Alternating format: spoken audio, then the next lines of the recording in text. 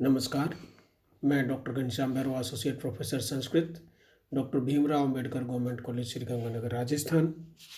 आज के व्याख्यान में आनंदवर्धन द्वारा रचित ध्वन्यालोक के प्रथम उद्धोत की 14वें नंबर की कारिका का अध्ययन करवाया जा रहा है। इससे पूर्व की कारिकाओं का पूर्व के व्याख्यानों में भली भांति अध्ययन करवा दिया गया था। ये 14वें नंबर की कारिका देखिए। इसके पूर्व में एक वृत्ति है। वृत्ति देखिए, यद्यप्युक्तम भक्तिर्ध्वनिरिति तत्प्रति समाधीयते। जब आनंदवर्धन ने ध्वनि की स्थापना की, उससे पूर्व ध्वनि को न मानने वाले जो 3 मत थे उनकी नामोल्लेख किया, और उनका नामोल्लेख करने के पश्चात पहले उनका खंडन किया और उसके पश्चात ध्वनि का मंडन या ध्वनि की स्थापना की। तो यद्यप्युक्तम, जैसा कि कहा भी गया है कि भक्ति ध्वनिरिति, भक्ति ही ध्वनि है, तत्प्रति समाधीयते, अर्थात लक्षणा ही ध्वनि है। ध्वनि को अलग से मानने की आवश्यकता नहीं है। लक्षणावादी आचार्यों ने ये कहा था कि ध्वनि को अलग से मानने की आवश्यकता नहीं है। वह जो भक्ति है, वह जो लक्षणा शब्द शक्ति है, वही तो ध्वनि है। तत्प्रति समाधीयते। अब इसका ये समाधान इसमें इस प्रकार से कर रहे हैं। कैसे समाधान कर रहे हैं देखिए। भक्त्या विभर्ति नैकत्वम रूप भेदात अयम ध्वनि। यह ध्वनि भक्त्या विभर्ति नैकत्वम, भक्ति के साथ एकत्व नहीं रख सकती। रूप भेदात, क्योंकि दोनों के स्वरूप में भेद है। ध्वनि का स्वरूप कुछ और है और भक्ति का स्वरूप कुछ और है। लक्षणा का स्वरूप कुछ और है और ध्वनि का स्वरूप कुछ और है। इस कारण से भक्त्या विभर्ति नैकत्वम, भक्ति और ध्वनि, लक्षणा और व्यंजना के मूल रूप में भेद होने के कारण ये दोनों एकत्व नहीं है।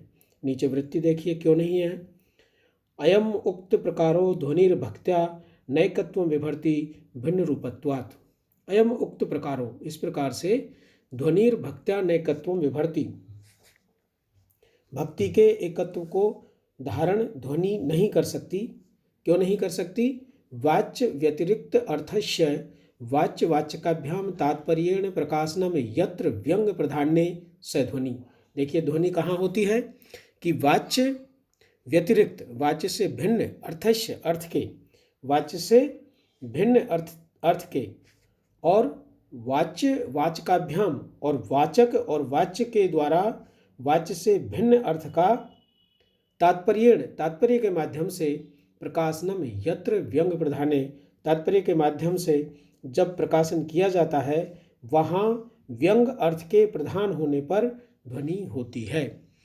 देखिए, वाच्य व्यतिरिक्त, वाच्य से भिन्न अर्थस्य, अर्थ के, और वाच्य वाचकाभ्याम, और वाच्य से अर्थ और वाचक शब्द से भिन्न, तात्पर्येण प्रकाशनम, तात्पर्य के द्वारा जो प्रकाशित होता है, जो हमारे समक्ष प्रकट होता है, यत्र व्यंग प्रधाने, उस व्यंग प्रधान में से ध्वनि, वहीं पर ध्वनि होती है।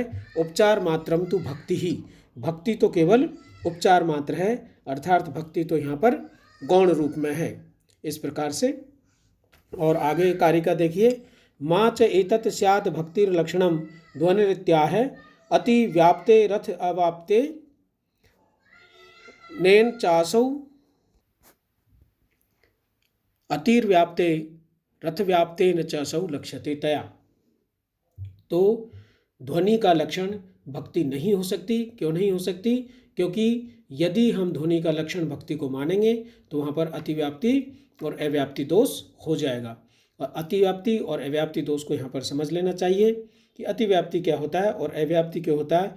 तो किसी भी लक्षण में 3 प्रकार के दोष होते हैं, अतिव्याप्ति, अव्याप्ति और असंभव दोष।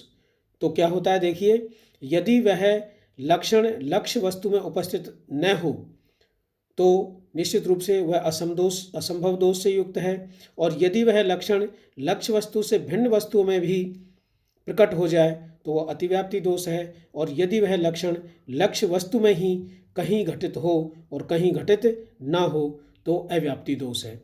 इसका मैं उदाहरण के तौर पर आपको यहाँ पर समझा देता हूँ कि जिस प्रकार से कोई गौ को न जानने वाला व्यक्ति गौ के लक्षण के विषय में किसी अन्य व्यक्ति से पूछता है तो अन्य व्यक्ति का उत्तर होता है कि श्रृंगत्वम गौत्वम, सींगों वाली गाय होती है। बिल्कुल सही है, गाय सींगों वाली होती है, लेकिन अन्य प्राणियों के भी जब सींग होते हैं भैंस इत्यादि के, तो निश्चित रूप से वो भी इस लक्षण के अनुसार गौ माने जाएंगे, लेकिन वो गौ नहीं है, वो गाय से भिन्न प्राणी है। तो यहाँ पर इस लक्षण में गौत्वम श्रृंगत्वम, इस लक्षण में अतिव्याप्ति दोष हो गया। उसी प्रकार से वही व्यक्ति किसी अन्य व्यक्ति से जाकर के पूछता है तो वो कहता है कि कपिलत्वम गौत्वम, कपिल यानी भूरा, यानी कि भूरे रंग वाली गाय होती है। बिल्कुल सही है, गाय भूरे रंग वाली होती है, लेकिन जब गाय श्वेत वर्ण की होगी, जब गाय कृष्ण वर्ण की होगी, तो फिर क्या हम उसको गाय नहीं कहेंगे? तो यह लक्षण जो दिया है वो एक गाय के अंश विशेष, एक विशेष रंग विशेष की गाय को तो बता देगा, लेकिन अन्य गायों का वो वर्णन नहीं कर पाएगा। तो इसलिए इसमें अव्याप्ति दोष है। तो इसी प्रकार से ध्वनि का भी भक्ति लक्षण नहीं हो सकती, और यदि हमने ध्वनि का भक्ति को लक्षण माना तो उनमें अतिव्याप्ति और अव्याप्ति दोष हो जाएगा। ये एक उदाहरण के माध्यम से आनंदवर्धन ने यहाँ पर बताया है। देखिए, परिमलानम पीन स्तन जघन संगादुभयत तनोर्मध्यस्यांत परिमलनम प्राप्य हरितम इदम व्यस्त न्यासम श्लथ भुज लताक्षेप वलनई कृसांग्य संतापम वदति विशिनी पत्र शयनम। ये रत्नावली नाटिका का है जो कि श्रीहर्ष द्वारा रचित है। और यहाँ एक लता कुंज से सागरिका जो नायिका है वो निकल करके चली गई, और सागरिका नायिका एक कमलिनी के पत्तों की बनी हुई सैया पर लेटी हुई थी। उदयन का वहाँ आगमन होता है, और उदयन उस सैया को देख करके उसके संताप के विषय में, उसकी काम पीड़ा के विषय में उदयन विदूषक को, अपने साथी को बताते हैं। और वो क्या कहते हैं कि इस प्रकार से इस सैया के आकार प्रकार और इस सैया पर पड़ी हुई सलवटों के आधार पर ये कहा जा सकता है कि कृसंज्ञा संतापम वदति विशिनी पत्र सैनम, कृसंगी के संताप को वदति यानी कह रही है कमलिनी के पत्तों की सैया। अब देखिए, वदति शब्द का, वदति क्रिया का यहाँ पर प्रयोग किया है। विशिनी पत्र सैनम, कमलिनी के पत्तों की सैया वदति यानी कह रही है। तो विशिनी कमलिनी के जो पत्ते हैं, चूँकि वो निर्जीव है तो कहने में समर्थ नहीं है, अतः यहाँ पर अभिधा का वाद होने पर लक्षणा है। तो लक्षणा तो है, लेकिन यहाँ पर व्यंजना का विषय नहीं है कि वदति से चारुत्व का प्रकाट नहीं हुआ, व्यंग का प्रकाट नहीं हुआ। यदि कभी यहाँ पर वदति की स्थान पर प्रकटयति भी कह देता तो अभिधा में भी वही चारुत्व आ जाता जो कि वदति में आया है। लेकिन यहाँ पर ध्वनि के आधार पर इस प्रकार से चारुत्व की प्राप्ति नहीं हो रही जो ध्वनि में होनी चाहिए। एक आगे और दूसरा उदाहरण है। तो ये जो उदाहरण हुआ ये अतिव्याप्त का उदाहरण हुआ। यह यहाँ पर एक ये भी युक्ति दी जा सकती है कि प्रकटिति शब्द का प्रयोग न करके वदति का प्रयोग किया है, जो कि प्रयोजन का प्रतीति करवा रहा है, जो कृसांगी का अर्थ है।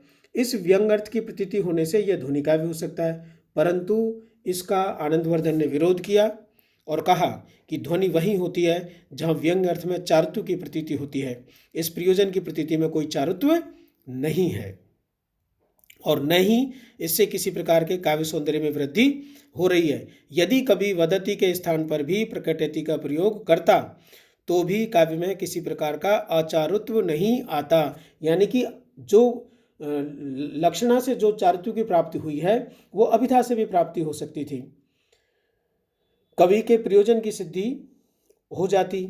इस प्रकार यहाँ ध्वनि न होने पर भी शक्ति है, यानी शक्ति का तात्पर्य यहाँ पर भक्ति अर्थात लक्षणा है, लेकिन ध्वनि नहीं है। यदि भक्ति को ध्वनि का लक्षण मान लिया जाता तो यहाँ भी ध्वनि माननी पड़ती, जो कि ध्वनि से भिन्न स्थान पर भक्ति के अतिव्याप्त होने की संभावना से उसको ध्वनि का लक्षण नहीं कहा जा सकता। उसी प्रकार एक दूसरा उदाहरण है जो अव्याप्ति का है। चुंबयते सत्कृत्वा वृद्धते सहस्रकृत्वा व्रम्य पुना रम्यते प्रियोजना नास्ति पुनरुक्तम।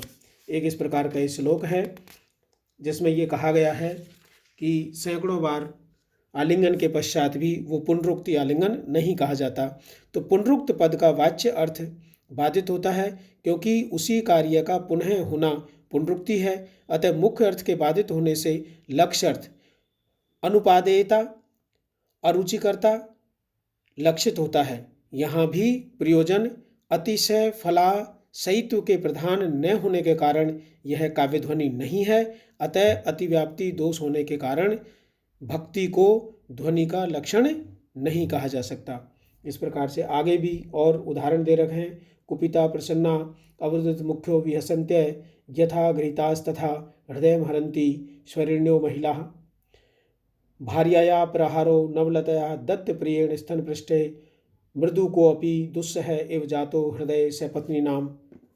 और एक अंतिम उदाहरण भी है। परार्थे यह पीड़ामनुभवति भंगे अपि मधुरो यदि है सर्वेषामिह खलु विकारोऽप्यभिमतः न संप्राप्तो वृद्धि यदि स भ्रष्टक्षेत्र पतितः किमिक्षोर दोषो अशौ न पुनर्गुणाया मरुभुव।